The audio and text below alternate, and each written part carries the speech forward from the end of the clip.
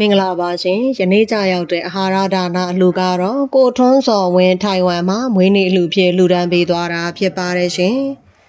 အာဟာရနှစ်နက်စာအတွက်ကုန်ကြငွေ3,500,000ကျပ်စံ2အိတ်နဲ့ဆေးစည်းအတွက်1,000ကျပ်တို့ကိုလှူဒန်းပေးသွားပါတယ်ရှင်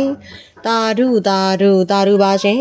ယခုလိုမျိုးမွန်မြတ်တဲ့မွေးနေ့ကလေးမှာအပေခံဒုက္ခိတတရိษံလေးများအပေါ်မှာကြီးစွာသောစေတနာထားပြေးလှူဒန်းပေးတဲ့အတွက်စေတနာရှင်ကိုထွန်းစော်ဝင်းထိုင်ဝမ်လည်းမွေးနေ့မှစပြီးတော့နောက်နှစ်ပေါင်းများစွာတိုင်ကိုစိတ်နှပြချမ်းမှချမ်းသာလမ်းပြကြပါစေရှင်ရန်သူမျိုး၅ပါးဘေးနှင့်တကွာအစာရေစာရှားပါခြင်းဘေးဓာလန်လက်နက်ဘေးယောဂဘေးပရများမှလည်းကင်းဝေးကြပါစေအလုတ်ကင်အကျံစီဟုသမျှချောမွေ့စွာဖြင့်ကြံတိုင်းအောင်ဆောင်တိုင်းမြောက်ကြပါစေရှင်စေတနာသုံးတန်တို့ဖြင့်လှူဒါန်းရပါသောကုသိုလ်စွမ်းရည်ထူးတို့ကြောင့်ဘဝတိုင်းဉာဏ်ပညာကြီးမားခြင်းအရှိန်အဝါကြီးမားခြင်းယရနာဥစ္စာပစ္စည်းပေါ်ကျွယ်ဝခြင်းချွေရန်သင်းပင်ပေါ်များခြင်းစသည့်အကျိုးထူးများလည်းရရှိကြပါစေရှင်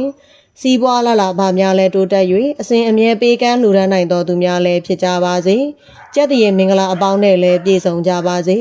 လောကီလောကုတ်တရားနှစ်ဖြာသောကောင်းကျိုးများကိုပုံမူထမ်းရွက်နိုင်ပြီးတော့ပရာဟိတအလှများစွာကိုလည်းလှူဒါန်းနိုင်ကြပါစေကောင်းခြင်းမင်္ဂလာဖြာဖြာနဲ့ပြည့်စုံကြပါစေရှင်ရရှိပြီးသောစီစဉ်ယရနာဥစ္စာအပေါင်းတို့သည်လည်းတည်တံ့၍ပြန့်ပွားတိုးတက်ပါစေကြောင်းကျမတို့ရွှေရောင်နှလုံးသားမိသားစုမှဆုမွန်ကောင်းတောင်းပေးလိုက်